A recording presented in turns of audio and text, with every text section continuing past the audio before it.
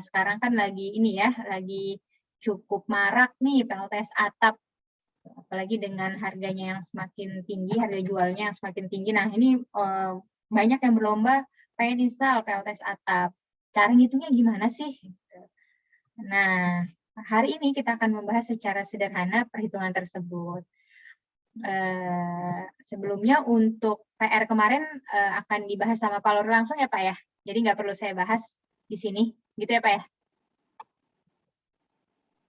Nanti mereka masukin submit ke Pak Lori, Mbak Mariam, nanti nilainya dari Pak Lori. Baik, iya jadi ini basic calculation. Hari ini kita akan membahas basic calculation untuk menghitung kapasitas PLTS. Itu bagaimana sih? Nah, kalau misalnya udah disiapin kertas dan juga pulpennya, kita bahas apa aja sih step-stepnya. Nah, kurang lebih di sini ada 5 step. Secara general itu ada 5 step. Yang pertama kita menghitung dulu konsumsinya. Jadi kalau misalnya kita nggak tahu konsumsi kita berapa, kita nggak bisa tahu berapa PV atau solar panel yang mau kita pasang. Misalnya ternyata kebutuhan kita cuman katakanlah per hari itu atau katakanlah kebutuhan kita itu cuman 5.000 misalnya kilowatt hour gitu ya. Nah itu kira-kira kita nggak mungkin menghasilkan atau kita nggak mungkin masang panel yang memproduksinya sampai 10.000 atau 15.000, kan jadi sayang, nggak kepake, gitu ya, kan jadi nggak kepake. Nah, jadi kita harus tahu kebutuhannya dulu berapa, baru kita tahu. Setelah kita tahu kebutuhannya berapa, baru kita tahu mau install berapa sih sebenarnya kapasitas PLTS yang mau kita install itu berapa banyak sih, gitu, berapa besar sih sebenarnya, seperti itu. Nah, setelah kita tahu konsumsi yang kita pakai, baru kita memilih nih kira-kira dengan konsumsi tersebut kita butuh inverter yang berapa besar sih untuk memenuhi kapasitas tersebut, untuk memenuhi kebutuhan tersebut. Kita butuh inverter berapa kilowatt sih untuk memenuhi misalnya produksi harian atau bulanan dari si PV ini gitu, untuk memenuhi kebutuhan listrik atau konsumsi yang sudah kita hitung di tahap pertama. Jadi inverternya kita pilih gitu. Apakah kita butuh yang 25 kW, apakah kita butuh yang 10 kW, ataukah kita butuh yang 100 kW gitu. Itu bangunan-bangunan besar gitu. Mungkin nanti di Poltek Ambon ya Pak Lori, siapa tahu pengen pasang gitu yang sampai 100 kW. Jadi kita pilih yang inverternya setelah itu. Nah, baru tahap ketiga. Kita estimasikan kira-kira dengan inverter segini kita butuh panelnya berapa sih? Kita butuh panelnya berapa? Nah, ini sebenarnya ada ini ya, ada ada rasionya gitu.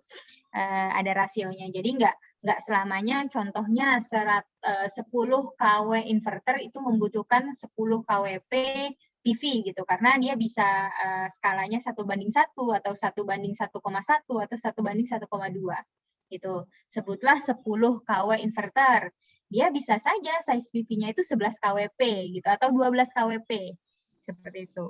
Kenapa begitu? Karena kita nggak tahu di produksi PV itu akan selalu tinggi atau tidak gitu. Katakanlah ada awan, katakanlah ada awan, ada bayangan gitu, atau sedang kotor PV-nya, atau cuacanya sedang nggak bagus, sehingga produksinya turun.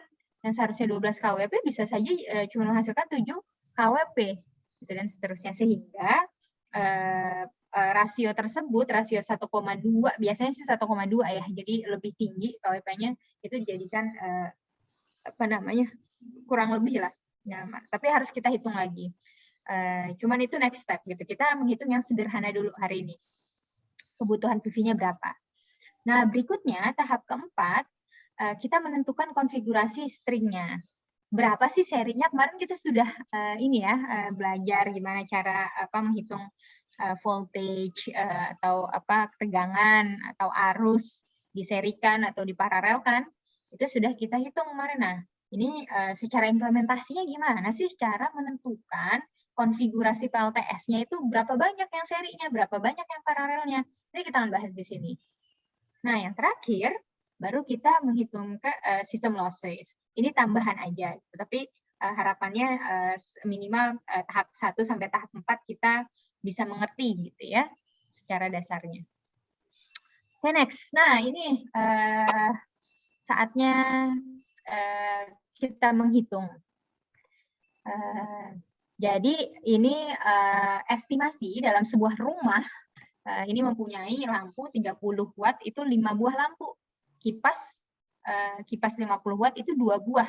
TV 100 watt itu 1. AC 1500 watt itu 3 AC. Wah, baik juga ya AC-nya. Terus baru kulkas ada 500 watt. Itu 500 watt itu ada 1. Nah, ini lama operasinya. Tuh, lampu 4 jam, kipas 8 jam, TV 4 jam, AC 8 jam, dan kulkas 5 jam.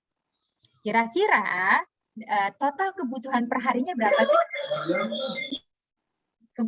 Coba teman-teman hitung, total kebutuhan per hari dari beban ini tuh berapa ketika operasi dalam hari, operasinya setiap harinya segini. 4 jam, 8 jam, 4 jam, 8 jam, dan 5 jam. Gimana caranya? Gimana caranya? Kan energi itu pasti watt hour ya. Jadi harus dikalikan dengan lama operasinya. Jadi caranya gimana? Ya udah gitu. Jadi 1 unit lampu gitu dikali total unitnya ada 5 gitu. Berarti 30 kali 5 150 ya. Kemudian baru dikali lama operasinya, dikali 4, 150 kali 4. Jadi totalnya 600 watt. Nah, ini coba teman-teman hitung nih, selama 1 hari dia butuh berapa sih energinya per hari? Kalau udah kalau ada yang tahu, boleh dong open mic-nya terus kasih tahu kita berapa. Nanti akan ada ini ya buat peserta paling aktif dari CVV. Gitu ya CVV ya? Boleh. Ya. Dibicarakan. Siap. Berarti tanggal 27 dong. Baru dapat, karena minggu depan kita nggak ketemu kan. Libur Idul Adha. Jadi kayaknya libur Idul Adha. Saya salah ya. Minggu depan ada libur ya, jadi tanggal 27 baru hadiahnya nyusul.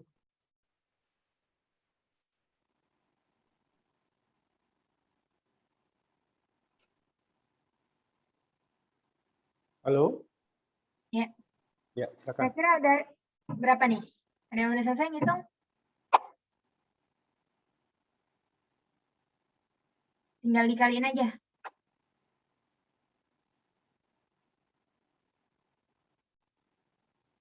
Berapa? 155, 150. 150 itu yang mana? 155.150.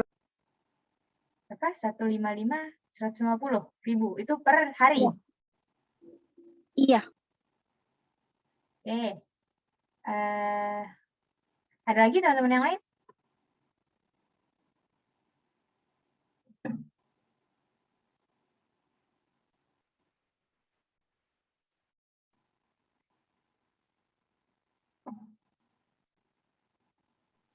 Ayo. Silakan, adik-adik menghitung. Kemudian setelah dihitung per hari, kita hitung per bulannya. Nah, dikalikan 30. Jadi yang per hari tadi dikalikan 30.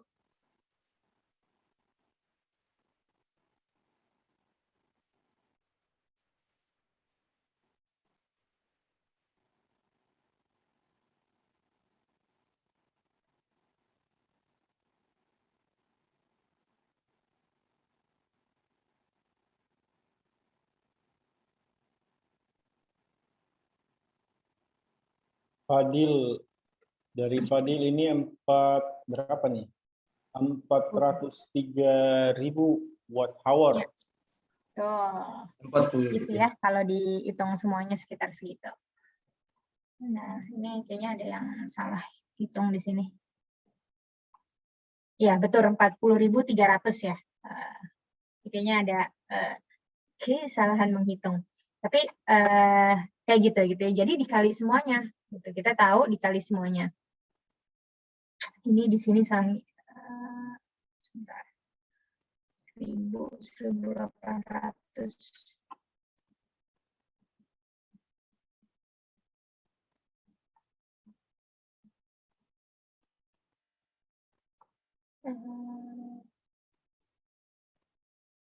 Nah, setelah itu kita kalikan 30.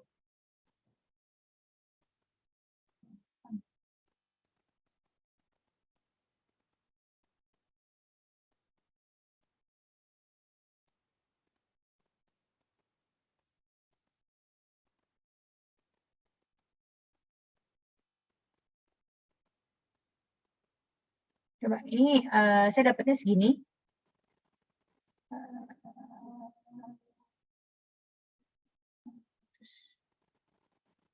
400.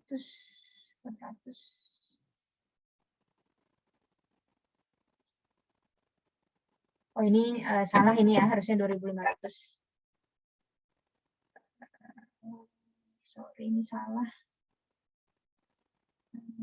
Sebentar, saya edit dulu.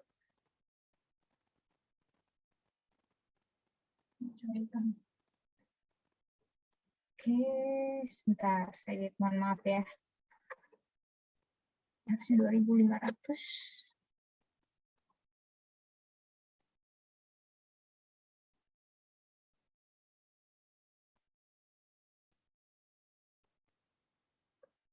Oke.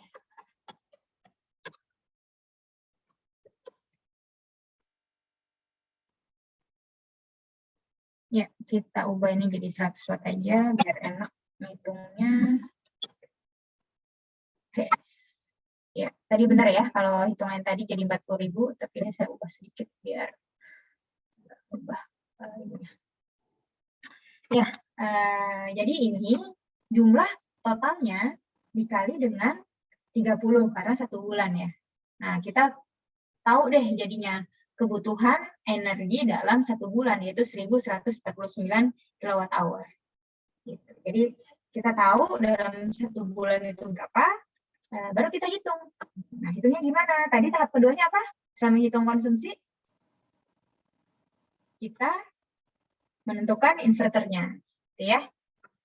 Nah, gimana cara menentukan inverternya? Kan ini kebutuhan total dari, kalau misalnya ibaratnya gini, kalau misalnya kita punya mesin-mesin gitu ya, punya alat-alat gitu, alat-alat elektronik, dan itu dinyalakan dalam waktu yang sama, berapa sih daya yang dibutuhkan? Nah, ini kan ada nih, punya lampu tiga-tiganya, 5-5 dinyalain, kipas dua-duanya dinyalain, TV dinyalain, AC tiga-tiganya dinyalain, dan kulkas dinyalain. Ketika ini bersamaan, berapa sih ininya total watt yang dibutuhkan? Yaitu dia ada 5.350 watt atau 5,35 kilowatt. Ya, kalau misalnya dia dinyalakan dalam waktu yang bersamaan. Gitu. Jadi ini kayak power atau daya maksimum yang digunakan dalam satu waktu kalau dinyalain bersamaan.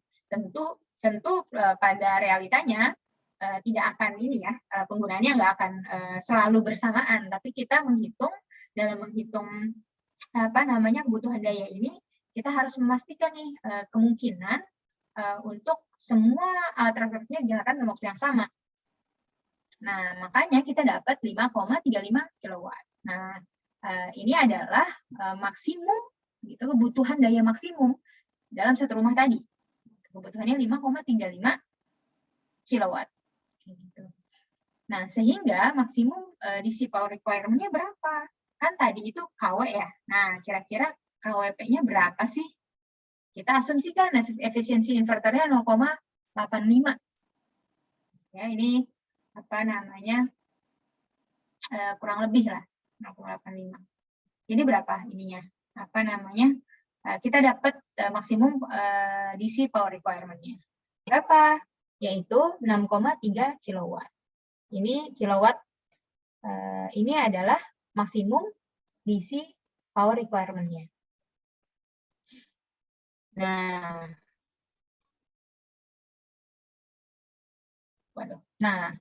kemudian power requirement-nya kan segini. Baru kita hitung deh. Kalau misalnya solar kan, atau kalau misalnya PLTS, itu kan sangat bergantung sama yang namanya energi matahari. Sehingga energi matahari adalah komponen yang tidak boleh kita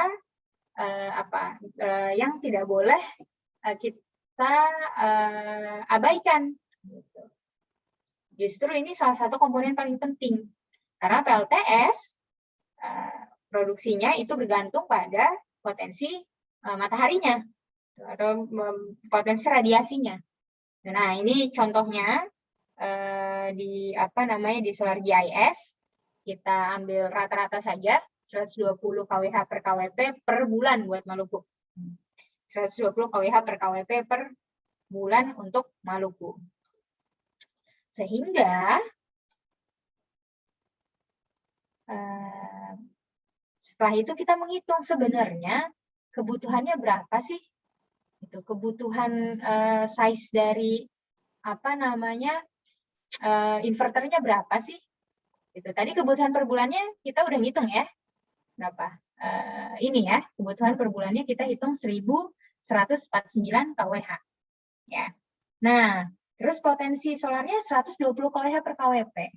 Berarti maksimum AC system size-nya itu adalah 1149 dibagi dengan 120. Yaitu berapa? 9.575. Ya, betul. Jadi 9,58 KWP. Nah, kalau kita menentukan inverter, kita memilih batas atasnya, atau mungkin kan ini 9,58. Nah, kita milih yang 10 berarti gitu ya. Kita buletin. Jadi 10 KWP, 10 KW inverter. Nah, 10 KW inverter itu ini salah satu contohnya aja. Contohnya SMA inverter, ada jenis STP 10.000 TL. Ini kapasitasnya sekitar 10,2 kW. Gitu. Jadi kita pilih baru inverternya. Kita butuh nih maksimum AC system size-nya 9,58. Jadi kita harus cari inverter di atas itu. Yang mana sih inverter di atas itu? Nah, kita cari inverter sekitar 10 kW. Nah, ini kita contohnya dapat yang SMA ini. Nah, ini ya. Ini contoh datasheet-nya dari SMA-nya. Kita lihat di sini maksimum DC power-nya 10,2 kW ya. Atau 10.200 watt. Itu 10,2 kW. Itu. Nah, baru setelah itu kita mau pakai panel apa sih? Kita udah dapet nih inverternya. Oke, kita pakai panel yang ini. Kita pakai inverter yang SMA ini. Kemudian kita pakai panel yang seperti apa sih? Nah, ini kami mengambil contoh GA Solar yang 370 watt monosilicon modul. Nah, kita ambil contoh ini. Walaupun bisa apapun gitu ya, teman-teman mau pakai Canadian Solar, mau pakai Land Solar yang buatan Indonesia misalnya, atau mau pakai Jinko Solar gitu, atau banyak gitu ya brand-brand solar. Nah, kita harus perhatikan datasheet-nya. Dan mereka punya nih karakteristik panelnya bagaimana, terus berapa sih daya maksimum keluarannya, tegangan open circuit-nya berapa sih, tegangan operasinya berapa sih, short circuit current-nya berapa sih, maksimum power maksimum power current-nya berapa sih. Nah, itu tersedia di datasheet-nya semuanya. Nah, ini contohnya kita pakai GA Solar 370 watt. Oke, kita lihat di sini wattnya 370 watt atau 0,37 kW, ya kan?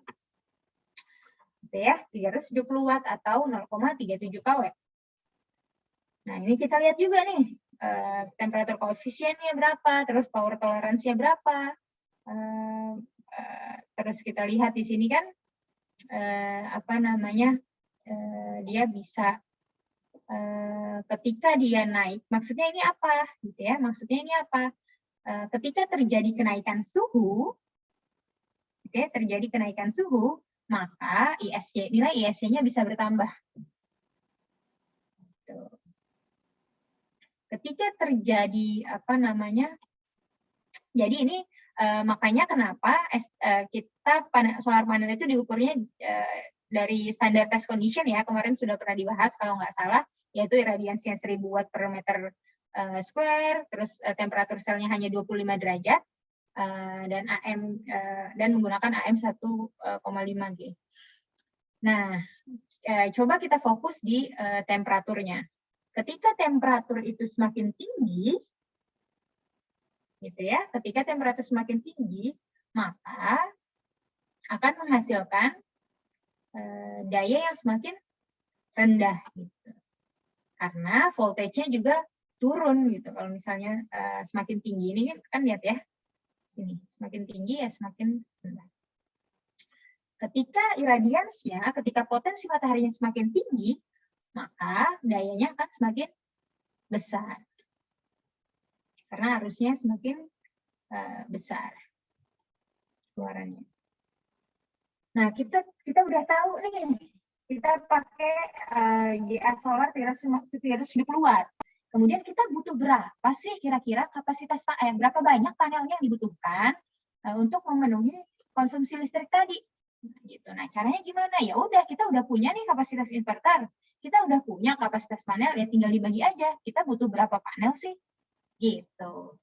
Nah, berapa jadinya? Kapasitas inverternya tadi berapa? Ini ya, 10,2 ya, 10,2 kW. Kapasitas panelnya berapa? 0,37 watt. Jadi, berapa panel nih butuhnya kira-kira?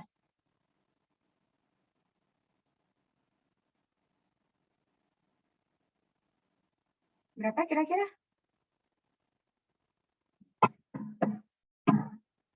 Anyone? Ada yang mau jawab, volunteer? Ayo semangat. Ada yang mau jawab, silakan. Kira-kira tadi kan kita udah tahu nih kapasitasnya 10,2 kW inverternya ya. Terus kapasitas panelnya berapa? 0,37 watt. Jadi butuh panelnya berapa nih kira-kira? 28. 28 ya, betul sekali 28 gitu kan. Jadi kita dibulutin ya, karena nggak mungkin hasil pembagiannya kan 27,5.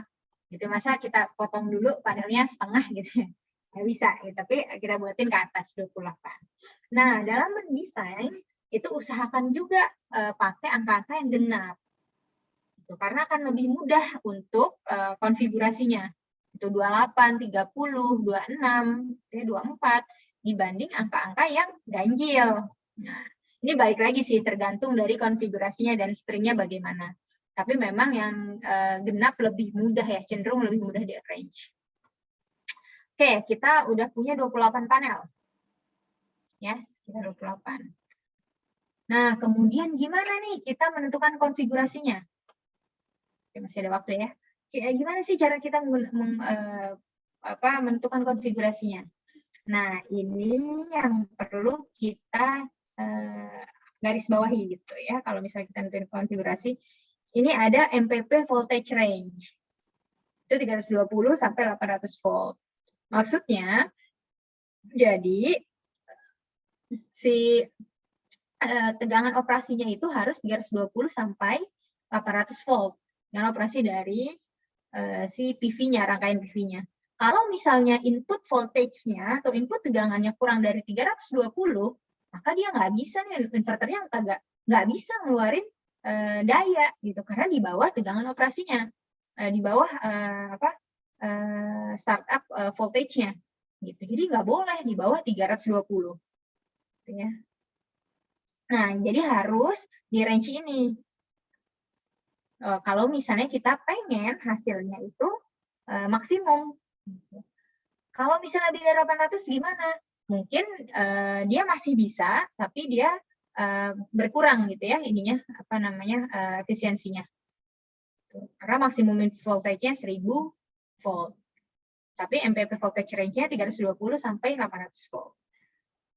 Oke. Kemudian rated input voltage. Nah, ini sebaiknya tegangannya itu 600 volt. Gitu. Sebaiknya tegangan operasinya 600 volt. Seperti itu. Masih di range ini ya. Sebaiknya 600.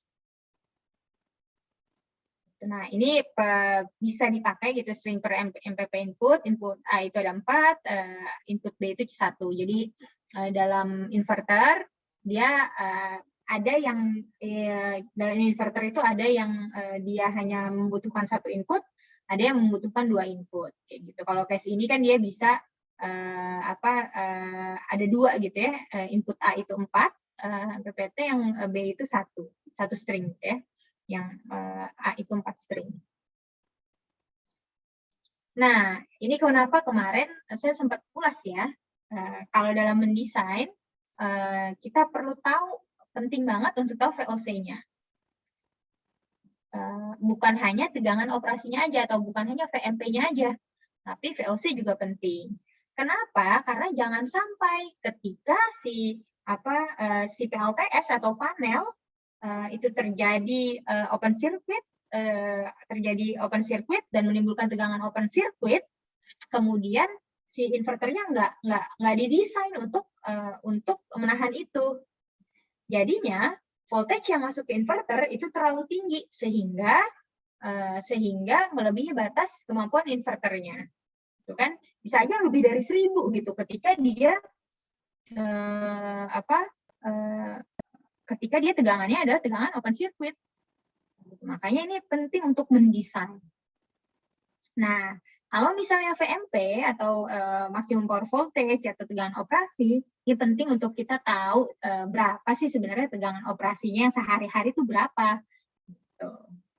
Ini short circuit, ini juga IMP. Nah, ini apa namanya? Tadi sempat dibahas sedikit ya. Jadi terjadi pengurangan efisiensi ketika terjadi penambahan suhu. Artinya kita lihat temperatur di Ambon atau di Maluku itu berapa sih sebenarnya, sehingga akan mempengaruhi keluaran dari si modul. Ini contohnya seperti ini. Ya, minimum 23 derajat di Juli, misalnya 31 derajat di Desember. Oke, ini nggak saya kosongin kayak tadi. Nah, kita coba deh di sini. Misalnya,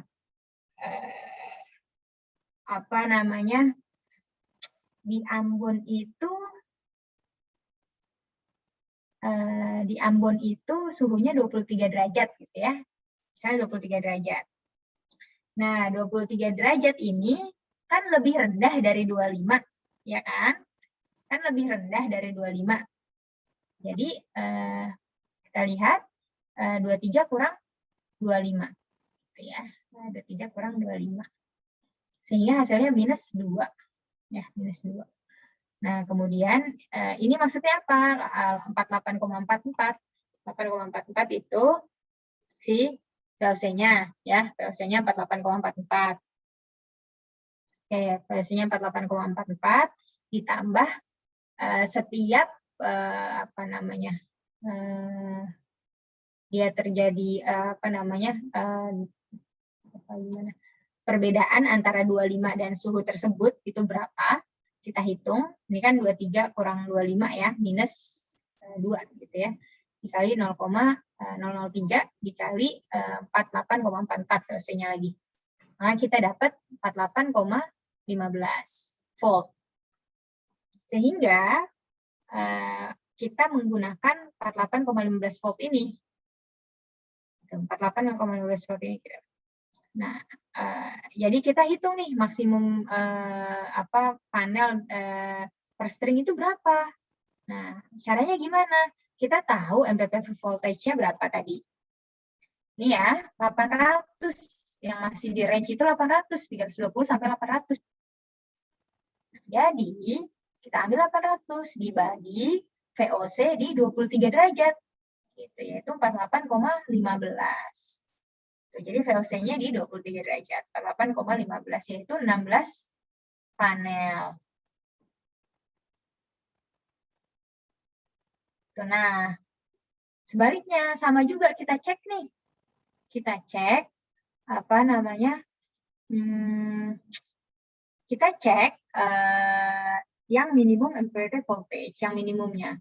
Jadi kayak gini teman-teman, biar gampang gimana ya? Jadi kan kita punya, si inverter itu punya tegangan operasi nih. Punya tegangan operasi 320 sampai 800. Nah, kita pengen si panel nih, ceritanya panel ya, ceritanya aja. Panel nih kan rangkaian-rangkaian lah gitu ya. Aduh, nggak bagus. Kita clear dulu. Ya, saya gini, saat ini ya. Ini biar teman-teman dapat gambaran, hampir nggak jelas tadi. Ini ya, Ini misalnya rangkaian si PV-nya. Oke, rangkaian PV-nya. Nah, otomatis dia harus masuk ke inverter gitu ya. Ini misalnya inverter.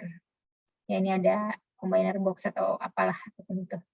Ada juga yang langsung masuk ya, seringnya langsung masuk. Tergantung dari ininya. Nah, ini inverter. Oke, ini inverter. Jadi, tegangan yang masuk ke sini nih, yang apa namanya, yang ini nih, yang inputan ini semua, dari string-string ini, itu range-nya, totalnya, jadi totalnya ya, harus 30 volt minimum. Jadi, dia harus di atas minimum ini, dan juga nggak boleh di bawah, nggak boleh di atas 800, jadi maksimum 800. Gitu ya. Jadi dia harus lebih besar dari 320, tapi harus lebih kecil dari 800. Gitu. Nah, kita cek deh.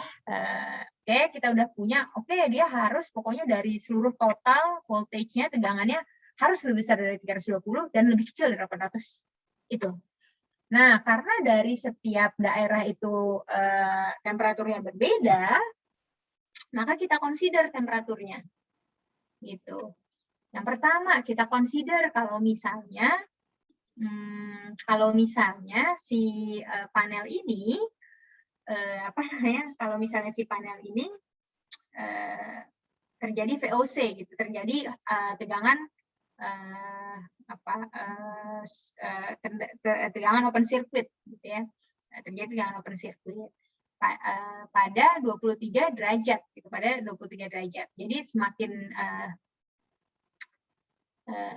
ya kita hitung gitu ya, kita hitung kira-kira ketika terjadi tegangan open circuit di temperatur yang kecil, itu panel maksimalnya berapa sih gitu ya. Nah, ini kita lihat, kita dapat 16 ya, 16 panel. 800 dibagi tadi kita udah hitung ya, dari penurunannya berapa, dari 48,44 itu berapa. 400 dibagi ya, ini kan sebenarnya 16,61 ya kan. Nah, untuk kali ini kita pakai ngebulitinnya ke bawah. Kenapa ngebulitinnya ke bawah bukan ngebulitin ke atas? Karena kalau dia lebih dari 16,61 berarti voltage-nya atau tegangannya itu lebih dari 800 dong yang dihasilkan, ya enggak? Cobalah 17 dikali misalnya ya 48,15. Kalau kita ambil kan ini hasilnya 16,61 ya, 16,61. Tapi kita ambil 16. Kalau misalnya kita ambil 17, kalau dikali dengan ini ya, kali 48, 15.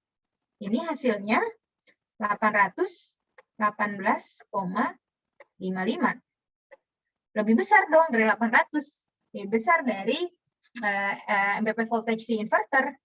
Kayak gitu. Nah, berarti kita nggak pengen lebih besar dari itu, makanya kita ambilnya 16. Oke, gitu ya. Semoga ini ya paham. Berikutnya kita juga ngecek dari temperatur yang tinggi 31 derajat. Gitu ya, ketika temperatur tinggi voltage-nya 49,3. Nah, ini kita lihat minimal inverternya berapa sih? Itu 320 per 49,3. Itu ya, 320 per 49,3 yang sudah kita hitung di atas. 320 dibagi 9,3. Nah, ini 6,4. Nah, ini hasilnya 6,4, tapi kita ambil 7. Kenapa kita ambil 7? Karena minimumnya 320. Kalau kita ambil 6, dia nggak nyampe angka minimumnya. Kayak gitu. Jadi 7 panel. Nah, kita tahu panelnya itu minimum 7, maksimumnya 16. Ini cuman kita cuman ngecek range-nya doang, belum ini ya, belum dari konfigurasi yang kita tentukan. Nah, kita tahu minimum 7, maksimum 16. Nah, totalnya itu 28 panel. Jadi nanti kita mengkonfigurasinya seperti apa? Kan ada 2 input A, input B, ya kan? Ada input A, input B. kita tahu maksimum itu, minimum 7, maksimum itu 16 setiap inputnya. Berarti, kalau misalnya kita pengen 28 panel, berapa sih di antara range ini, antara input A dan input B, supaya hasilnya 28.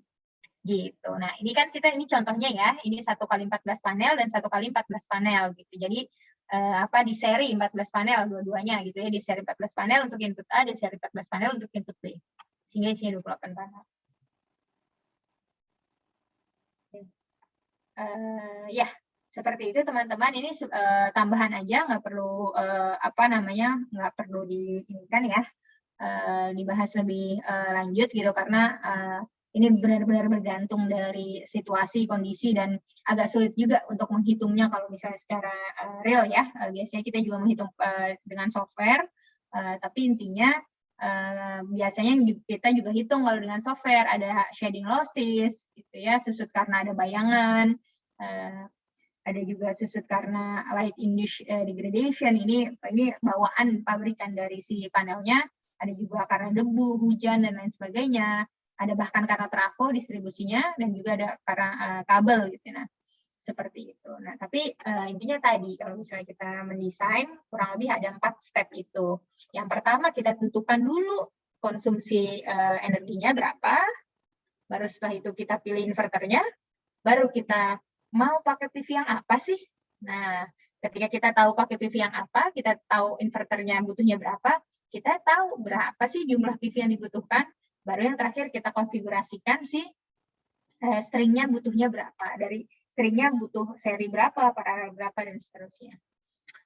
Ya, mungkin itu untuk bahasan desain kali ini. Kalau ada yang mau didiskusikan, silakan, atau ada yang mau dikoreksi, silakan. Silakan adik-adik, kalau misalnya ada yang masih perlu dimintai penjelasan atau informasi, silakan. Kalau ada yang mau bertanya juga, silakan.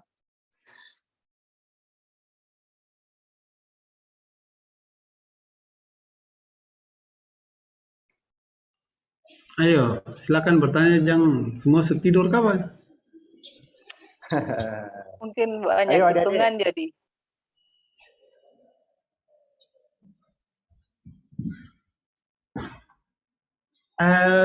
Lestaluhu, Gilbert.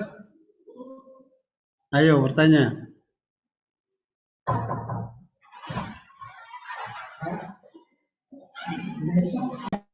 Oke. Dari Fadil, kalau untuk skala pembangkit, bagaimana cara hitung konsumsinya atau menentukannya? Ya, terima kasih Fadil. Kalau untuk pembangkit, ini kan tergantung dari sistemnya ya. Gitu. Jadi kita punya sistem, misalnya sistem di Ambon. Di sistem di Ambon punya diesel berapa gitu ya. Kira-kira dari sistem di Ambon ini kebutuhan listriknya berapa sih? Nah, kebutuhan listrik ini tidak hanya diukur dengan tahun ini aja, gitu. Tapi biasanya diukur juga kira-kira tahun-tahun mendatang butuh berapa sih, gitu ya, kebutuhan listrik di sistem Ambon. Nah, baru setelah itu kira-kira memungkinkan nggak sih PLTS itu masuk ke jaringan? Kalau memungkinkan, berapa banyak yang memungkinkan supaya PLTS bisa masuk jaringan? Kayak gitu. Karena nanti kalau misalnya kita ngomongin yang pembangkit, ada yang namanya stabilitas sistem. Kita harus cek dulu kira-kira kalau masuk PLTS, sistem jaringan listriknya akan stabil nggak ya? Gitu. Kalau supaya tetap stabil, berapa sih kira-kira maksimumnya PV-nya? Gitu. Gitu. Iya, begitu. Begitu, Fadil. Mungkin Fadil. nambah bangun, Mbak Mariam, adik yang Nah. tadi bertanya ya. Nanti perhitungan permintaan di masa depan itu dari pertumbuhan penduduk dan analisa pertumbuhan misalnya industri yang ada gitu ya. Jadi nanti diestimasi kira-kira nanti dalam beberapa tahun, misalnya 5 tahun ke depan, itu kira-kira kebutuhannya nanti berapa. Jadi itu masuk analisa semua ya. Thanks. Ya, adik-adik kalau ada yang masih malu-malu bertanya langsung, nggak apa-apa, ditulis aja, di chat aja di kolom chat itu. Nanti kita bacakan. Ayo, silakan bertanya.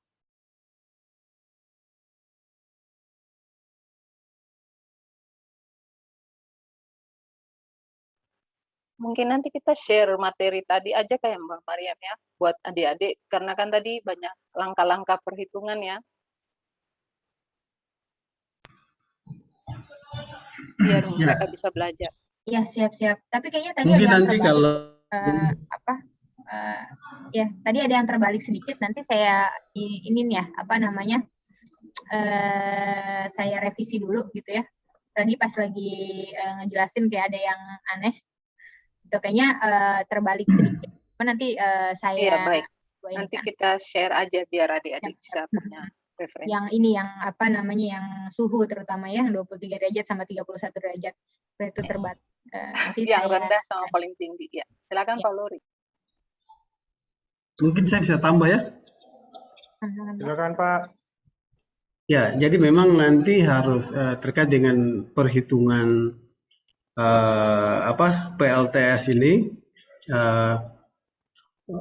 Yang pertama itu nanti saya juga coba dengan referensi dari Bu Mariam, saya juga akan latihan dengan mahasiswa supaya yang pertama itu tadi sempat disinggung itu bagaimana menghitung konsumsi kebutuhan energi dari suatu lokasi. Entah kalau itu dia mau membangun PLTS terpusat ataupun misalnya dia mau membangun PLTS atap. Nah, kita harus menghitung konsumsi kebutuhan dulu. Ya, misalnya di satu desa itu ada berapa puluh rumah, atau kemudian ada masjid, ada gereja, ada sekolah, ada apa semua itu nanti itu seharusnya harus diberikan perhitungan dulu karena harus tahu konsumsi daya dulu di satu lokasi, baru kita bisa mendesain seterusnya. Yang kemudian nanti ada tambahan juga, kita harus memperhitungkan dia punya kira-kira rugi-rugi daya itu yang terjadi seperti apa. Pasti ada rugi-rugi. Ya, ada mungkin sekitar berapa persen lah, saya sudah lupa. Nah, kemudian kita juga harus tahu tentang yang namanya istilahnya anonymous day. Ya, itu hari tanpa matahari. Biasanya tuh anonymous day atau hari tanpa matahari itu biasa ada 3 sampai 4 hari, tergantung dari produsen pembuat solar cell-nya itu. Nah, itu biasanya itu nanti ada. Nanti saya lengkapi saja di kuliah selanjutnya. Tetapi itu yang menjadi catatan penting dalam nanti kita mendesain sampai dengan kita tahu bahwa string serinya itu ada berapa, lalu kita bikin konfigurasi paralelnya itu berapa. Jadi daya yang konsumsi itu harus klop dengan PLTS itu sendiri. Nah, biasanya itu dia harus lebih besar sedikit dari daya yang dibutuhkan. Nah, mungkin itu tambahan saja, tapi nanti saya coba dengan referensi dari Bu Mariam dan juga dari saya, nanti kita coba sharing dan kita akan, biasanya itu saya kasih tugas mahasiswa masing-masing kerja. Ya, pertama hitung konsumsi daya dulu, ya misalnya digunakan 1 hari berapa jam, kemudian dikali dengan ya dia punya pemakaiannya, daya peralatannya, dan seterusnya. Ayo silakan yang lain-lain, ayo bertanya. Ya, tidak apa-apa di chat saja di chat room-nya, nanti kita bacakan kalau ada yang malu-malu untuk bertanya langsung. Adakah yang mau bertanya? Silakan. Gilbert.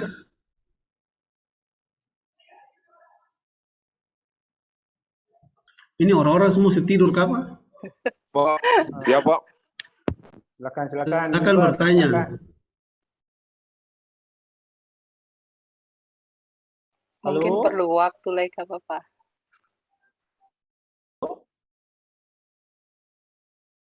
Tadi Gilbert mau bertanya. Silakan.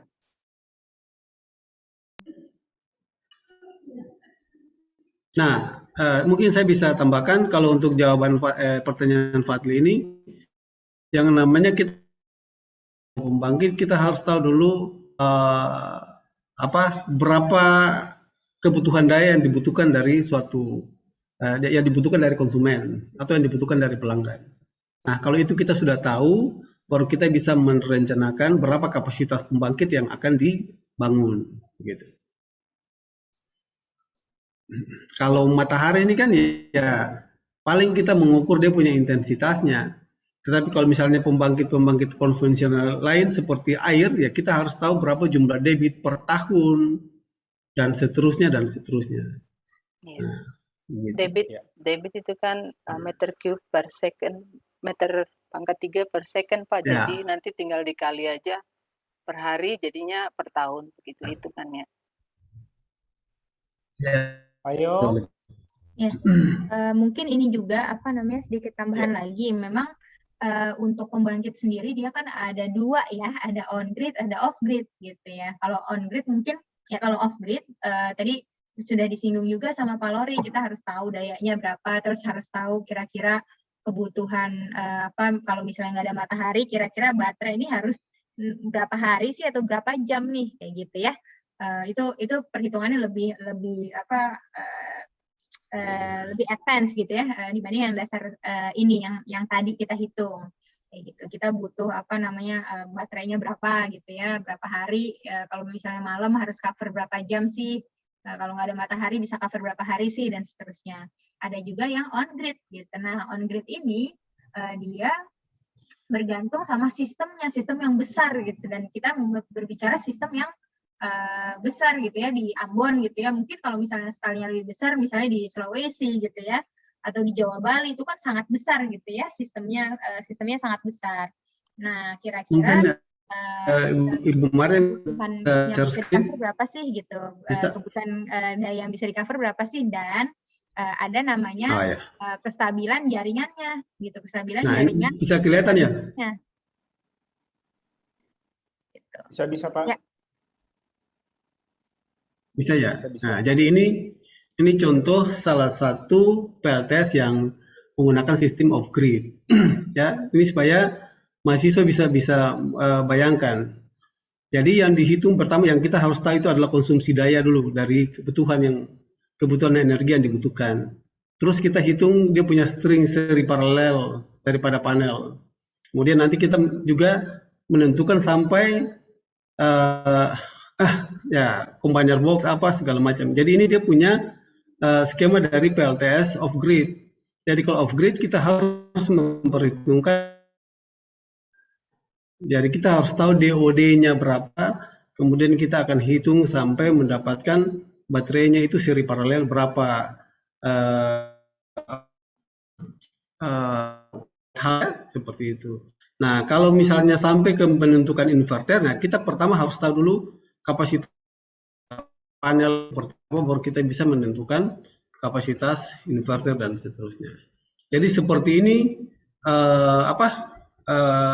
off grid ya, mulai dari panel ada combiner box, kemudian dia punya disconnecting DC, kemudian ada dia punya charge control, kemudian ada breaker panel, inverter, kemudian AC disconnecting dan langsung ke beban. Nah ini kalau kita menggunakan off grid. Kalau on grid dia seperti ini, ya.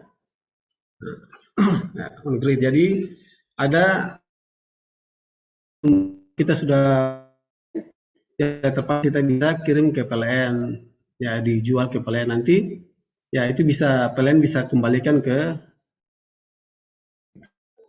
Cuma kan kalau kita mau mencoba. Ya, nanti kita coba belajar ya bagaimana ada yang mendesain PLTS terpusat, mencoba mendesain PLTS atap. Ya, sehingga pemahaman tentang PLTS ini betul-betul kalian paham semua.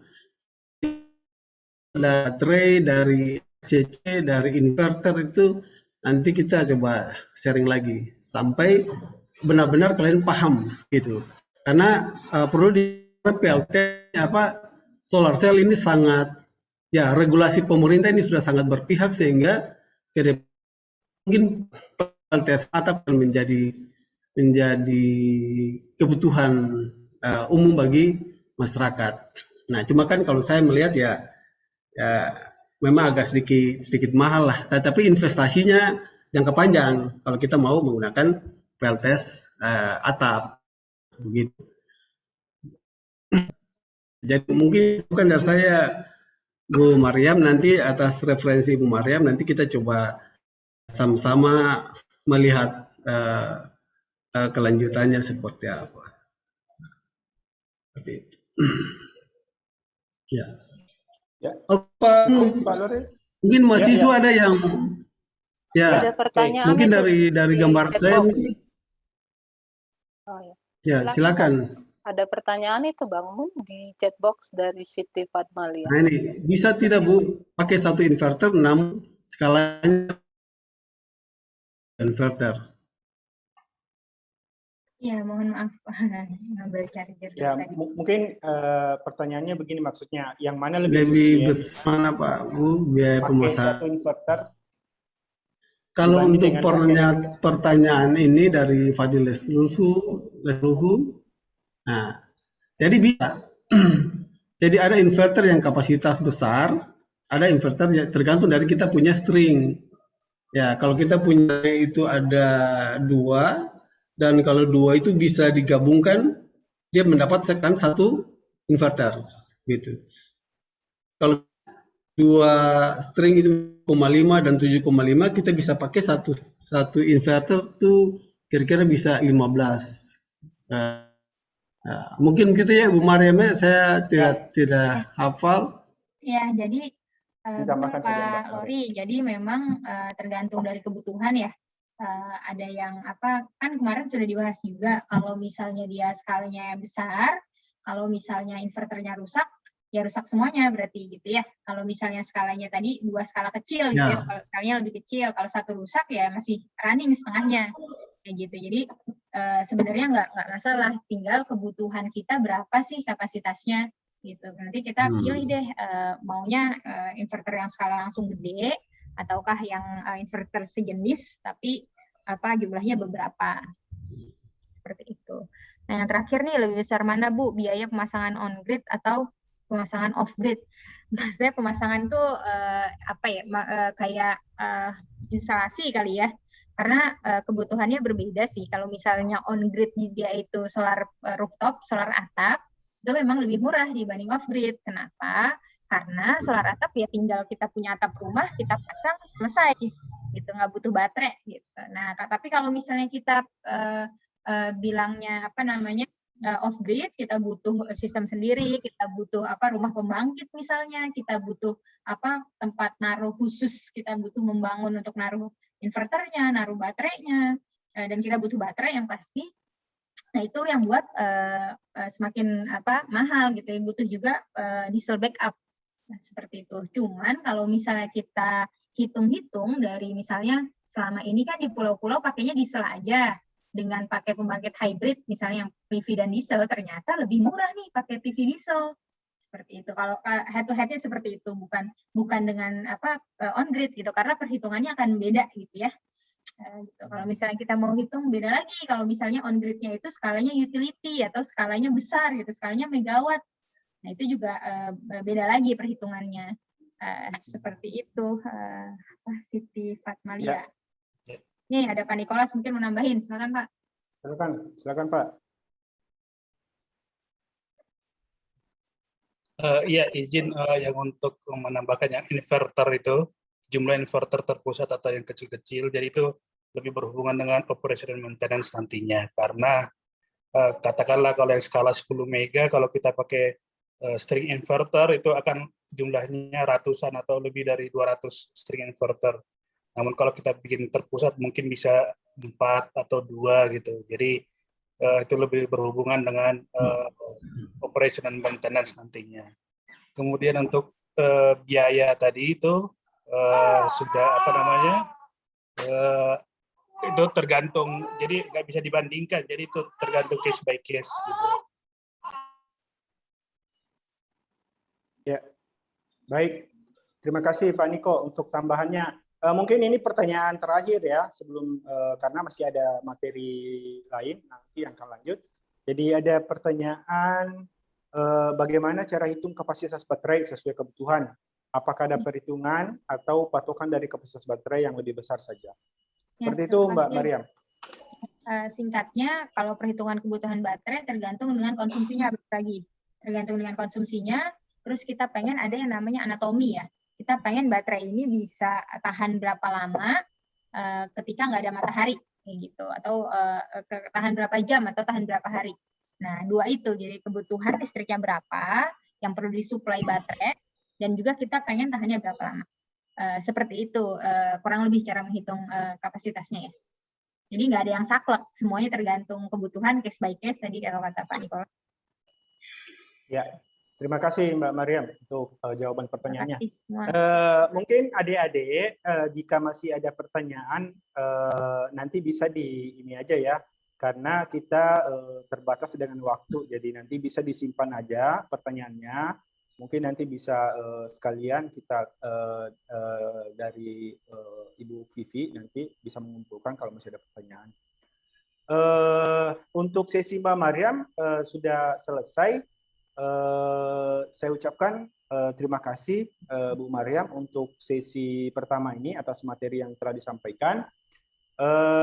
Untuk selanjutnya kita ada materi lain di mana materinya adalah operational maintenance, jadi pengoperasian dan pemeliharaan. Nanti akan dibawakan oleh Pak Kurnia.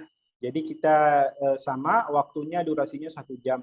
1 jam. Jadi untuk mempersingkat waktu, mungkin saya persilahkan ke Pak Kurnia untuk menyampaikan materi operational maintenance ini. Dipersilakan, Mas Kurnia.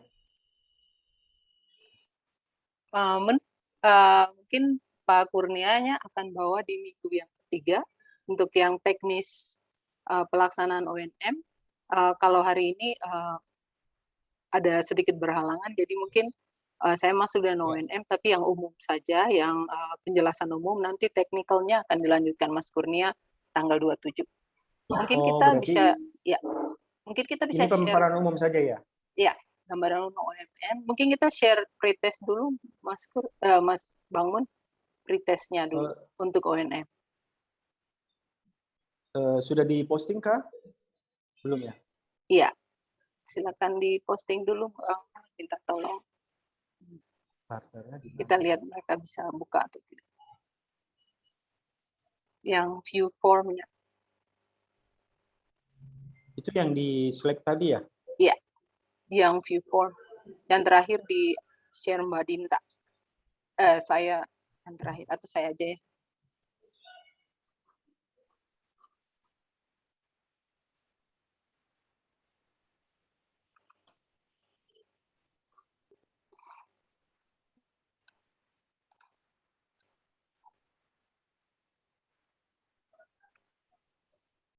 Coba dibuka adik-adik yang untuk saya sudah post di chat box. Mudah-mudahan bisa dibuka pretestnya untuk materi ONM-nya.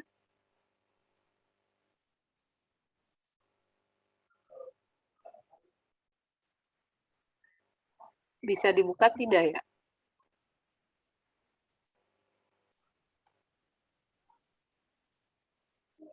Belum bisa dibuka ya? Katanya belum bisa dibuka.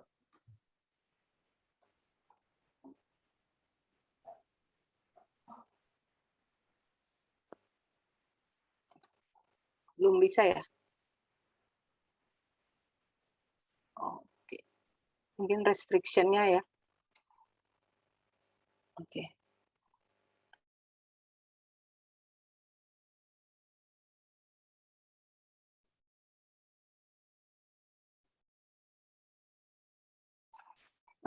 Kalau gitu kita lanjut aja Bangun dengan materinya. Mungkin nanti saya minta tolong Mbak Mariam kalau masih ada bisa dibukakah restriction-nya?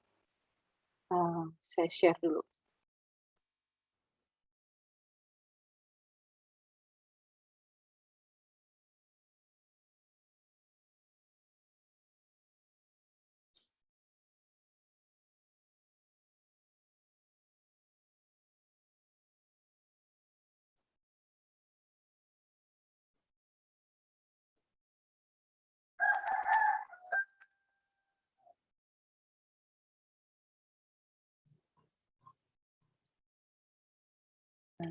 Oke, nanti Mbak Mariam saya minta tolong di untuk restriction-nya minta tolong dibuka Mbak Mariamnya.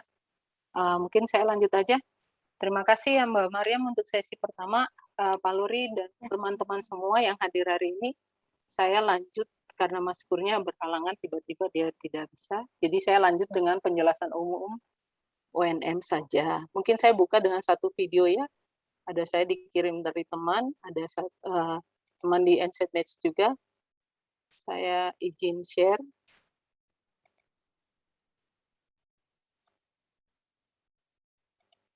Oke. Kelihatan kah? Belum. Belum kelihatan. Ya, sudah. Oke. Dia nggak mau running ya. Mungkin internet saya. Oke, silakan.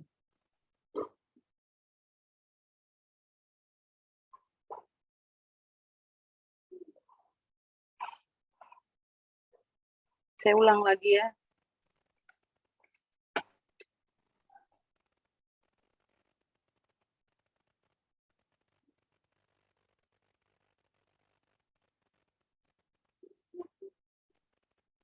Oke. Ya, itu tadi satu video yang dikirim dari salah satu staff juga di di NZ Match ya. Teman-teman tadi lihat ya kebakaran besar dari panelnya, dari PV-PV yang ada. Tidak main-main ya betapa pentingnya operation and maintenance atau kita kenal dengan operasional dan perawatan dari sistem PV. Jadi hari ini ada 2 sesi, nanti kita lanjut lagi tanggal 27 untuk hal yang lebih teknikal berhubungan dengan perawatan komponen PLTS dan sebagainya. Hari ini saya mulai dengan yang hal umum. Saya izin share. Oke. Kelihatannya, Bang Mun, kelihatan kah? Kelihatan. Kelihatan, ya. Jadi kita mulai ya. Jadi sesi 2, hari ini operation and maintenance.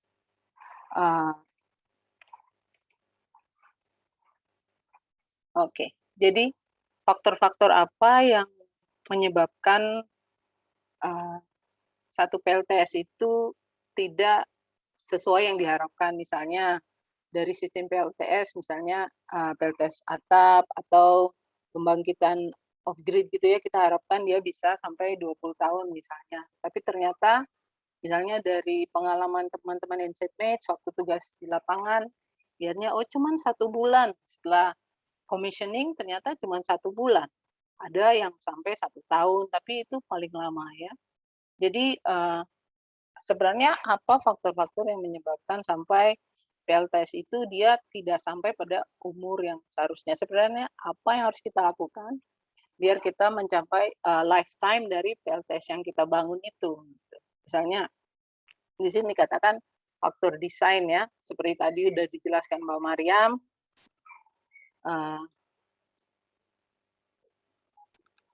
Dijelaskan Mbak Mariam bahwa desain itu sangat penting. Memang desain sangat penting karena dari desain misalnya kita desain tadi sistem AC couple atau sistem PLTS kita ini mau DC. Maksudnya kita AC couple misalnya kita bisa on grid, bisa off grid juga gitu ya.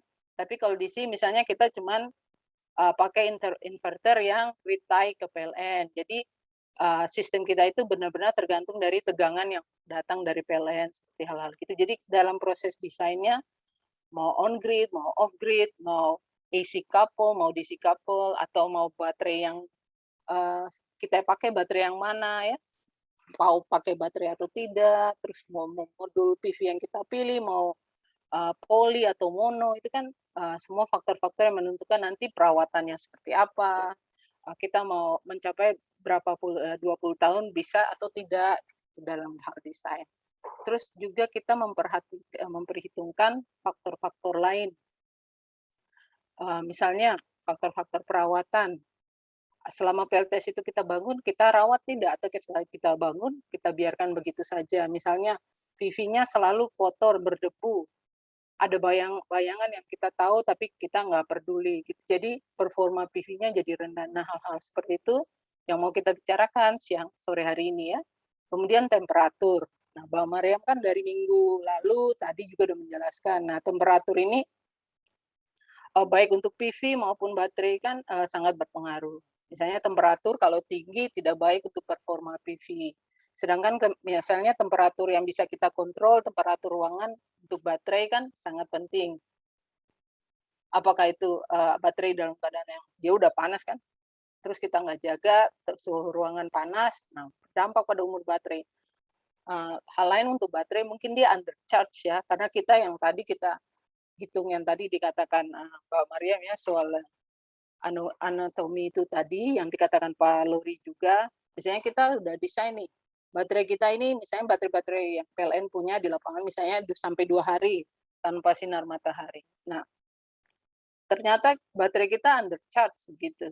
Nah, overcharge juga nggak baik bagi baterai kita. Jadi hal-hal seperti ini sangat mempengaruhi umur dari PLTS kita ya.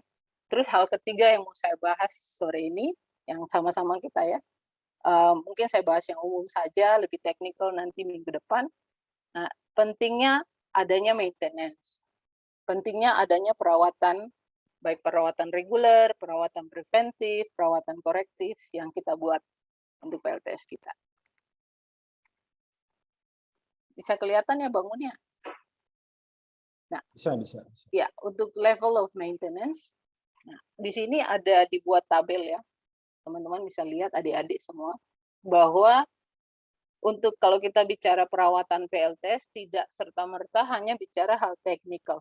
Ada banyak hal juga yang involve dalam pemeliharaan PLTS itu sehingga dia bisa mencapai lifetime-nya, misalnya 20 tahun ya. Misalnya harus ada pelibatan masyarakat, ada keahlian pemahaman dari operator atau orang-orang yang menggunakan atau merawat sistem PLTS tersebut. Nah, ada praktek kerja yang aman. Nah, adik-adik kan mungkin sudah tahu soal K3 ya, kesehatan dan keselamatan kerja. Nah, ini juga hal yang harus kita tahu. Mungkin nanti di lain sesi, mungkin Pak Munawir bisa share kepada kita adik-adik semua tentang K3 ini ya, K3 dalam kelistrikan maupun K3 khusus PLTS.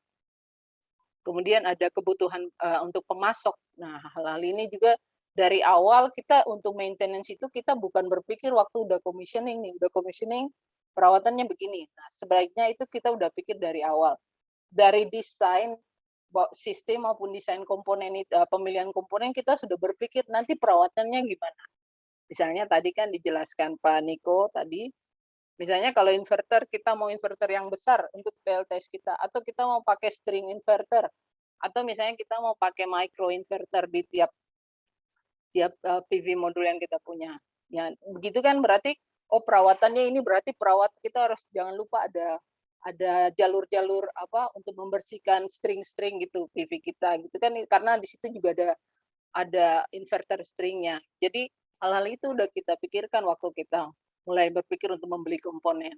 Nah, kemudian juga ada continuous improvement ya. Jadi sebaiknya dalam perawatan itu ada penjadwalan. Nanti mungkin saya ada kasih lihat ya bagaimana kita buat seperti jadwal penjadwalan. Misalnya kalau adik-adik tugas di PLTS itu ada jadwal-jadwal untuk continuous improvement ya. Saya lanjut ya, mungkin nggak lama. Nah, ONM sendiri. Nah, kenapa kita memerlukan ONM ya? Karena pertama untuk mendukung keberlanjutan PLTS itu sendiri. Kita harap dia sistemnya sampai 20 tahun, baterainya sampai 10 tahun gitu. Inverternya 5 tahun lah gitu. Jadi kita berharap sampai sejauh itu. Jadi perawatan yang kita lakukan mendukung keberlanjutan PLTS, mendukung lifetime-nya gitu sampai tercapai. Jangan sampai seperti yang tadi saya katakan, baru commissioning 1 bulan sudah rusak. Baru commissioning kurang dari setahun ya, groundingnya nggak bagus, penanggal petirnya nggak bagus, rusak semua komponennya. Jadi arusnya bocor, tegangannya bocor, hal-hal seperti itu. Jadi baterainya under charge juga, jadi nggak sampai pada umur yang seharusnya ya. Nah, ini mencegah terjadinya kerusakan pada peralatan. Ini kan sudah hal umum ya, misalnya jangankan kita punya PLTS, kita punya misalnya adik-adik pakai motor, misalnya motor juga harus dirawat, ganti olinya, dibuat ini itu supaya semua tuh dalam keadaan performa yang baik. Nah, kita kan perawatan itu supaya performa PV modul kita seperti yang diharapkan, jangan dia underperformance ya. Jadi kalau performa PV-nya rendah, kita ngecek biasanya. Kalau misalnya PLTS kita pakai sistem remote, jadi kita bisa lihat di SCADA, teman-teman tahu kan SCADA, jadi di situ ada dibilang, misalnya PV kita menghasilkan berapa, tegangannya berapa, arusnya berapa, semua sudah ada di situ. Jadi kita bisa lihat. Kalau misalnya terjadi performance PV-nya rendah, apa masalahnya? Apakah ada kerusakan? Apa ada kabel pada string-string itu yang longgar gitu, yang tidak kencang gitu ya pada junction box-nya atau di panel-panel atau di yang lain-lainnya. Misalnya ada bayangan dan sebagainya yang menyebabkan performance PV kita rendah ya. Kemudian kenapa ONM ini penting untuk penindakan cepat gitu, ada respon cepat. Kita lihat misalnya baterai. Kalau sekarang kita di teman-teman di NCB misalnya kita ada masalah misalnya dengan PLTS yang kita sudah commissioning ya, yang ada dalam pemantauan kita, oh ternyata ada masalah dengan inverter baterainya, dia error ya, dia suka trip gitu. Nah, apa sebenarnya masalahnya? Nah, kalau kita nggak buat ONM, nah kita nggak akan tahu. Kalau kita nggak ngecek nggak pernah tahu. Oh, kita pikir semua baik-baik saja, ternyata performa PV-nya makin turun, baterainya undercharge. Nah, kita nggak tahu kalau kita nggak mengamati ya. Nah, Nah, perawatan sendiri itu mungkin bisa nanti ya Mbak Mariam atau Pak Mun atau Pak Lori, Pak Niko nambahkan ya. Tapi yang saya tahu memang ada perawatan preventif, ada perawatan korektif juga, dan ada perawatan yang berupa penggantian komponen. Misalnya tadi 5 tahun untuk inverter, lalu 10 tahun untuk baterai, hal-hal seperti itu ya, atau komponen-komponen kecil lain, detail-detail lain yang perlu diperhatikan. Itu jadi ada preventif ya untuk pencegahan, ada korektif karena ada kerusakan, maupun ada yang sudah waktunya di aus komponennya sudah harus diganti. Nah, jadi kita perlu inspeksi rutin ya preventif untuk mencegah kerusakan dan kerugian produksi yang tidak perlu. Misalnya tadi loss, misalnya ada bocor arus, bocor tegangan. Kenapa ini? Oh, di bus barnya ternyata kita tidak, misalnya ada baut-baut di bus bar yang tidak dipasang dengan benar. Nah, itu kan semua itu kalau kita melakukan perawatan preventif dicek gitu kan, ini tegangannya berapa, arusnya berapa. Nah, kita kan bisa mencegah hal-hal seperti ini. Kemudian dapat menurunkan kemungkinan downtime. Nah, sistem PV kita, maksudnya PV kita sudah underperformance, PV dia berproduksi rendah, kemudian baterai karena undercharge dia drop, nah kemudian down, PV kita off, dia tidak berproduksi, kan kita rugi. Padahal dengan investasi yang besar kita berharap kita PV ini bisa produksi harus buat dan tegangannya itu cukup gitu untuk kita untuk energi yang kita butuhkan. Tapi kalau dia down kan ya rugi kita, apalagi sering gitu ya, lama-lama bukan hanya downtime saja, tapi lama-lama berpengaruh pada komponen itu sendiri bisa rusak. Nah, mungkin nah ini yang saya jelaskan tadi, yang poin keempat ini ya, keseimbangan optimal antara biaya pemeliharaan terjadwal, hasil, dan arus kas. Nah, ini juga sudah menyangkut hal ekonomi. Jadi kayak tadi ada sistem kita down, komponen kita rusak, itu kan semua berpengaruh nanti untuk investasi yang sudah kita buat. Kita nggak bisa balik modal ya. Kalau dalam desain itu PLTS kan kita juga masuk dalam perhitungan finansial dari pembangkitan yang kita bangun, baik itu untuk PLTS atap yang sederhana ya, atau sudah untuk pembangkitan on grid atau off grid yang sudah skala besar. Hal ekonomi ini sangat penting ya. Ya, jadi saya lanjut. Mungkin saya cepat saja. Oh, mungkin saya tanya dulu ya, ini tadi pretestnya udah bisa belum ya adik-adik? Sudah, Ibu. Sudah bisa ya? Oke. Itu waktunya mungkin jangan kelamaan ya. Atau Bang Bud kita kasih waktu dulu. Setelah ini ya? Ya, kita selesaikan dulu materi ini. Oke, sip. Ya. Nah ini ya, kalau untuk perawatan preventif yang tadi saya jelaskan, misalnya ada tindakan perawatan, ini contoh saja ya, ini contoh perawatan yang kita buat. Misalnya, kita memastikan kebersihan modul, bersih dari debu, dari jamur, dari bayangan, ya. Misalnya bisa tiap 3 bulan atau bisa lebih sering bila kita ada di daerah kering. Misalnya kalau kita ada di Ambon kan sering hujan, jadi tidak perlu sering gitu. Tapi kalau misalnya kita bangun PLTS-nya misalnya di Kupang, di Sumba, nah daerahnya kan agak kering. Nah itu lebih sering harus dilakukan pembersihannya. Dan mungkin cara membersihkannya juga harus diperhatikan ya. Saya kasih gambar dulu. Kayak gini ya, maksudnya ini kotoran ya, daun apa di atas itu kita nggak perhatikan, dibiarin aja, nggak pernah naik lihat di atas gitu, nggak pernah perhatikan PV modul kita, wah sudah penuh daun ya. Hal-hal ini harus dilihat setiap saat ya, bahwa harus dibersihkan. Tadi juga saya katakan bayangan, nah seperti ini dalam desain pun hal bayangan ini sudah harus diperhatikan kan. Nah misalnya ini kan gedung ini yang menimbulkan bayangan, tidak mungkin kita memindahkan gedung yang di samping ini kan. Jadi waktu desain kita memperhatikannya. Tapi misalnya kalau bayangannya dari pohon yang di belakang, nah itu kan sesuatu yang bisa kita kontrol. Jadi itu harus terus dijaga. Misalnya dulu pohonnya kecil, sekarang pohonnya udah lebih besar, dia udah nutup panel kita. Nah itu kan nanti kalau bayangan dia menciptakan hotspot ya. Jadi lama-lama bisa hotspot itu bisa korosi, bisa terbakar juga ya karena hotspot itu. Jadi itu yang hal-hal yang sejak. Mungkin saya nunjukin satu lagi. Nah, seperti ini ya bayangan-bayangan ini. Kita kalau bisa kita kontrol dari awal lewat desain. Tapi kalau kita kontrol lewat desain tidak masuk ya itu ya, udah bisa pohon kayak tadi udah besar apa itu berarti itu ONM-nya harus jalan tiap kali itu dipastikan tidak ada bayangan sehingga tidak ada hotspot yang terjadi. Nah,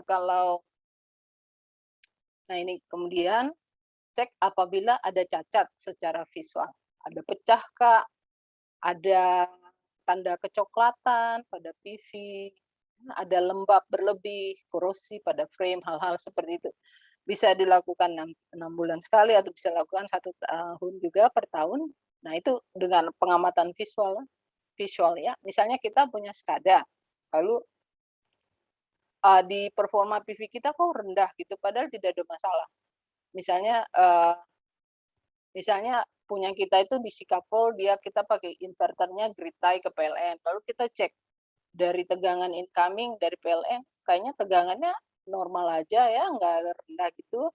Tapi kenapa PV kita performanya rendah sekali? Nah, naiklah cek di atas, lihat secara visual apakah ada cacat atau tidak.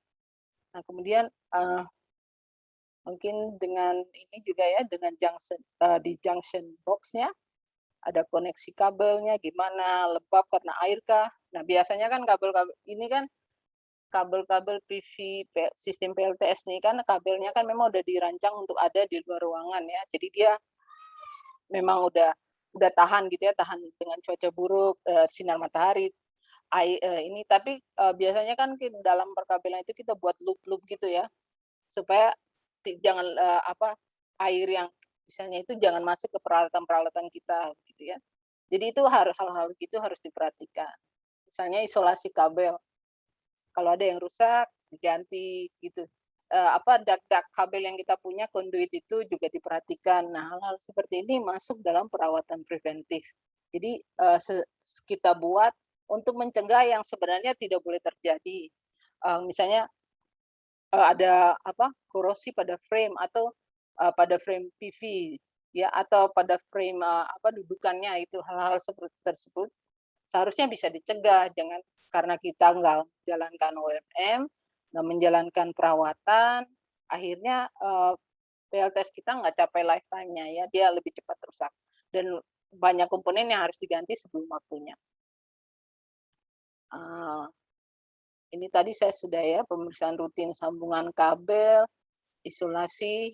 Nah, ini mungkin ganti klem yang stainless steel-nya diganti kalau diperlukan ya. Jadi, nah kayak gini tadi saya sudah tunjukin gambarnya. Nah, ini junction box-nya untuk string. Nah, mungkin saya lanjut cepat saja.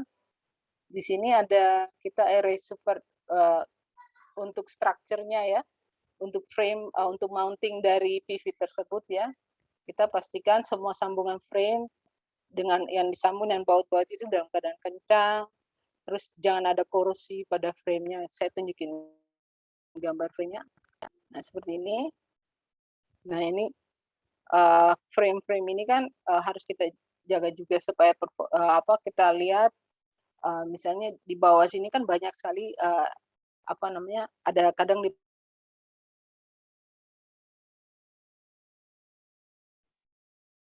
Cek. Bu Vivi. Region sepertinya.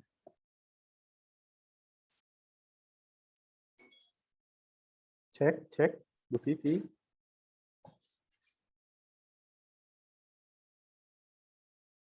Cek.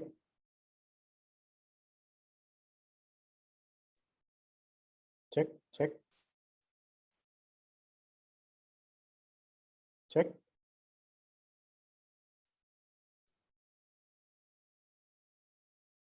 Cek.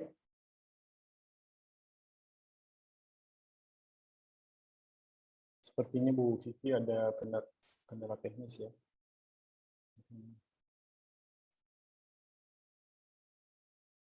Dia terpental. Ya, sambil kita menunggu Bu Vivi, mungkin karena kendala teknis. Mungkin Pak Niko ada yang mau ditambahkan, Pak Niko, dari penjelasan tadi dari UC Vivi sambil kita menunggu. Oh iya, terima kasih. Jadi mungkin untuk teman-teman semua, kita perlu melihat bahwa ini adalah satu kesatuan. Jadi dari pelaksanaan atau pekerjaan mulai dari desain sampai maintenance itu adalah satu kesatuan yang tidak terpisahkan karena itu ada hubungannya. Jadi kalau sering terjadi masalah pada tahap operasional, maka bisa kita lihat pada saat desain atau implementasi berarti banyak yang tidak sesuai dengan norma-norma atau desain teknis, kriteria teknis yang dibuat. Jadi misalnya seperti tadi mungkin tadi di sesi pertama sudah disebutkan konfigurasi dari panelnya seperti apa, berapa yang seri, berapa yang paralel, kemudian ada yang underrated, ada yang overrated, seperti itu. Nah, jadi makanya di project management cycle-nya itu, atau di siklus project manajemennya itu, ada yang diperlukan namanya QA/QC. Di mana-mana kan harus ada QA/QC. Mulai dari tahap desain harus ada QA/QC untuk desain, untuk melihat bahwa desainnya sudah sesuai dengan norma keteknisan yang ada. Begitu juga nanti setelah dibangun harus ada QA/QC. Bagaimana kesesuaian dari sistem solar PV yang dibangun, apakah sesuai dengan desain yang dibuat di awal. Nah, kemudian pasti di beberapa pengalaman saya dimanapun itu pasti ada deviasi. Nah, di situ yang diperlukan namanya ada commissioning report. Jadi dari situ kita bisa mengetahui bahwa solar PV tersebut atau sistem tersebut bisa beroperasi dengan peralatan-peralatan yang diinstal adalah sebagai berikut, ABCDE.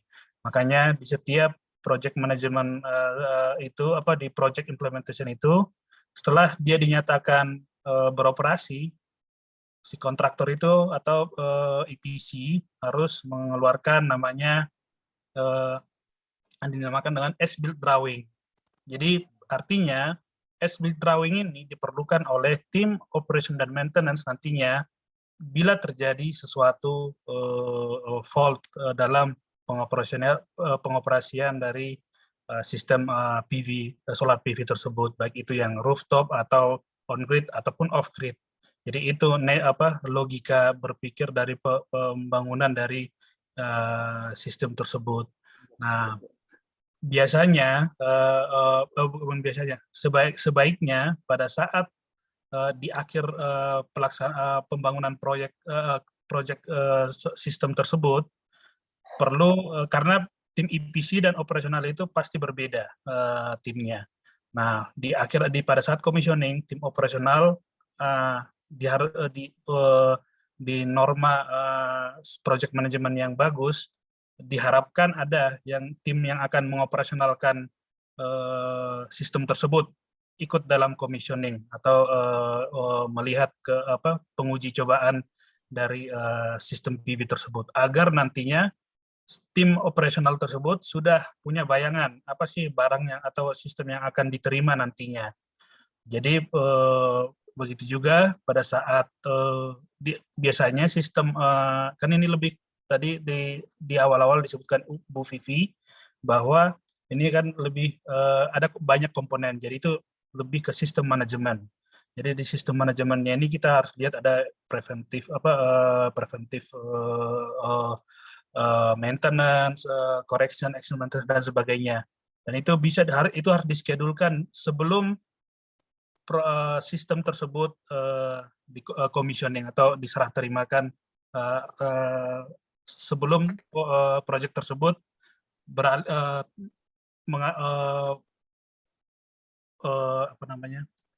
mencapai tahap commercial operating date atau beroperasional gitu. Jadi itu yang harus itu sebagai langkah berpikir yang harus kita miliki sebagai engineer ya. Kebetulan ini kan politeknik, jadi ini kan lebih ke engineer ya. Jadi hal-hal seperti itu yang harus kita lihat, bahwa apa-apa aja sih yang dari sistem project management yang dilakukan jika kita mau membuat suatu sistem PV, apa-apa aja sih yang harus kita lakukan agar mengurangi fault atau kegagalan dalam mengoperasikan satu sistem. Karena jadi itu ada beberapa faktor, misalnya kalau ada downtime gitu. Sistem solar PV ini secara project itu, secara keekonomiannya itu tidak terlalu kan beroperasinya itu kan hanya siang saja kebanyakan kalau tidak punya baterai, dan artinya memproduksi listriknya itu hanya pada siang hari. Begitu juga pada saat mau ngecharge baterai storage sistemnya hanya pada saat siang hari saja. Jadi jika ada satu istilahnya fault pada siang hari, itu akan memberikan efek yang sangat signifikan dari kehandalan dari sistem tersebut. Bukan hanya pada saat deliver listrik pada siang hari tersebut untuk konsumer, begitu juga pasti punya efek pada kehandalan pada waktu untuk deliver listrik pada malam harinya karena menggunakan baterai storage-nya. Jadi hal-hal seperti itu yang harus kita lihat. Kemudian sebagai tambahan informasi untuk perawatan ini, operational maintenance ini sekarang sudah banyak ya teknologinya sudah sangat canggih. Itu sudah banyak yang menggunakan cloud system, di mana itu bisa semua dari peralatan-peralatan yang diinstal pada solar PV sistem tersebut, dari inverternya, dari upstream inverternya, dari ada sensor di beberapa array-nya, itu sudah bisa dimonitor secara online, dan itu sangat dibutuhkan jika kapasitas atau size sistemnya itu besar. Kalau skala 100 kW kita masih bisa melakukan hal-hal yang manual. Namun kalau sudah di atas 10 MW atau di atas 2 MW itu kita harus butuh tools untuk menganalisa tersebut. Jadi dari situ bisa dilihat maka dari situ hal-hal yang disebutkan tadi preventif, correction itu, apalagi preventif ini sangat dibutuhkan, itu harus disiplin dilakukan karena itu akan mengurangi kemungkinan kegagalan dari sistem dan juga akan mengurangi cost pada saat operational dan maintenance. Begitu. Mungkin saya karena Bu Vivi sudah online kembali, saya serahkan ke Bu Vivi untuk melanjutkan. Terima kasih Pak Niko. Bangun tadi saya putus di mana ya? Saya juga nggak. Tadi di slide 15, Bu. Slide 15. Oh iya. Jadi udah penjelasan ini juga sudah ya. Ya. Kayaknya ini sudah semua ya. Jadi terima kasih ya Pak Niko untuk tambahannya. Memang hal-hal itu perawatan ini bagian esensi ya, dan seperti yang tadi sudah dikatakan Pak Niko, untuk menjaga keandalan sistem ya. Dan kalau misalnya kita nggak punya baterai, dia untuk andal untuk supply kita dengan energi pada siang hari, apalagi kalau kita punya baterai, investasinya lebih besar, berarti kita mengharapkan keandalan sistemnya lebih baik. Mungkin saya sedikit share ya teman-teman. Kalau misalnya teman-teman adik-adik nanti satu kali tugas di PLTS gitu. Lalu tadi saya bilang kan ada seperti lembar-lembar yang harus diisi, misalnya untuk perawatan. Sebaiknya perawatan preventif itu terjadwal. Nah, hal-hal seperti yang saya mau share, saya izin ya, share dulu.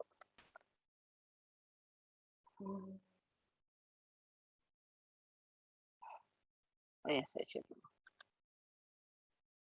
Oh ya. Ya, kelihatan ya? Ya, jadi misalnya kita buat seperti ini, ada seperti ini, misalnya pemeliharaan modul PV. Nah, kita punya, misalnya ini dibuat sederhana sekali ya, sederhana sekali. Nah, tugas untuk pemeliharaan modul PV. Misalnya untuk pembersihan PV, kita mau bersihkan, kita mau lihat ada bayangan, tidak ada kotoran, tidak ada kotoran burung atau apa gitu, tidak pada permukaan PV. Nah, mungkin hal ini bisa dibuat jadi file tetap di tempat kita nanti bertugas, misalnya PLTS, kantornya, lalu kita buat seperti ini sederhana sekali. Nama kegiatan pemeliharaan modul, nama petugas. Nah, kita yang bertugas siapa? Nah, perlu ada pengawas, jangan bertugas sendiri ya kalau di atas. Nah, seperti itu. Lalu rincian tugas, misalnya untuk pemeliharaan modul. Jadi, pembersihan dilakukan sebaiknya pada pagi hari atau sore hari. Dilarang untuk membersihkan PV pada siang hari ya, karena akan terjadi shock. Kemudian pembersihan PV dengan air mengalir, tadi mungkin saya sudah sempat jelaskan. Jangan pada saat dibersihkan berjalan di atas PV, permukaan PV, jangan ya. Makanya waktu kita desain PV itu juga, waktu kita lihat misalnya untuk PLTS atap ya, misalnya atau di atas dak gitu, dak gedung ada gitu. Jadi kita nggak buat semua, kita ada taruh jalur untuk di mana petugas yang membersihkan itu bisa jalan juga.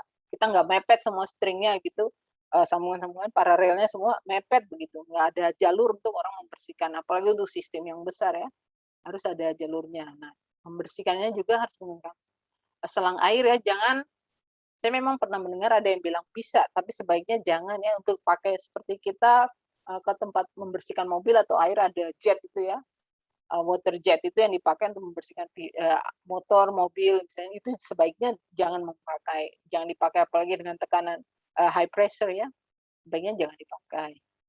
Kemudian setelah kerja harus mengumpulkan semua peralatan, jangan ada yang tertinggal pada PV supaya tidak menyebabkan bayangan ataupun ada yang jatuh di atas PV begitu, nanti pada retak PV-nya. Nah, mungkin bisa dibuat seperti ini ya, untuk pemeliharaan terjadwal, termanage dengan baik, sehingga kita tahu, jadi ini ada tanggal pelaksanaannya tanggal berapa. Terus kapan lagi misalnya dibuat ini, di sini misalnya ditulis 3 bulan sekali, berarti di sini tanggal berikutnya itu harus 3 bulan sekali. Misalnya hal-hal seperti ini bisa kita buat ya. Saya kasih contoh lagi. Misalnya pemeliharaan panel-panel di dalam di sistem PLTS kita. Nah, untuk sebelum ada pemeliharaan panel, misalnya ini kan ditulis di 3 bulan sekali kita lihat panel-panel kita. Nah, sebelum panel-panel itu kita mau misalnya bersihkan dari debu dan sebagainya, lihat ada yang longgar atau tidak, sudah kencang semua baut-bautnya atau tidak, MCB-nya kencang atau tidak, jangan sampai ada yang sudah terbakar atau sudah tidak pada tempatnya, dudukannya nggak benar. Jadi, tapi sebelumnya pastikan semua sistem sudah tidak dalam posisi on ya. Jadi ukur tegangan dengan multimeternya, semua tegangan mendekati 0 ya. Kemudian baru kita bersihkan dengan exhaust fan yang kering. Nah, hal-hal seperti ini bisa kita jadwalkan ya. Saya tidak akan masuk ke inverter dan inverter baterai karena akan dilanjutkan oleh Mas Kur. Nah, mungkin materinya sampai di situ ya. Jadi minggu depan kita akan cover dari pemeliharaan untuk inverter, pemeliharaan inverter baterai, penangkal petir, grounding, sistem grounding, pentanahan ya, dan kita akan masuk dengan troubleshooting. Mungkin itu akan diajarkan sama Mas Kur ya, Pak Kurnia Setiawan. Demikian Bang Mun. Oke. Ya. Terima kasih Bu Vivi untuk materi ini tinjauan umum ya terkait dengan operation maintenance. Adik-adik kalau misalnya ada yang mau bertanya bisa langsung atau bisa juga men-chat ya di di kolom chat. Ada yang menanyakan link pretest ya? Oh iya, mungkin saya salah ini posting tadi. Yang Iya, itu daftar hadir pretest. Bu Vivi. Oh ya, Itu link pretest. Sorry. Berarti mereka bangun salah ketik. Oke, berarti yang terakhir itu yang untuk daftar hadir ya, yang dari Mbak Mariam ya. Iya. Untuk daftar hadir ya, untuk daftar hadir adik-adik bisa mengklik yang saya barusan post di kolom chat. Silakan adik-adik kalau ada yang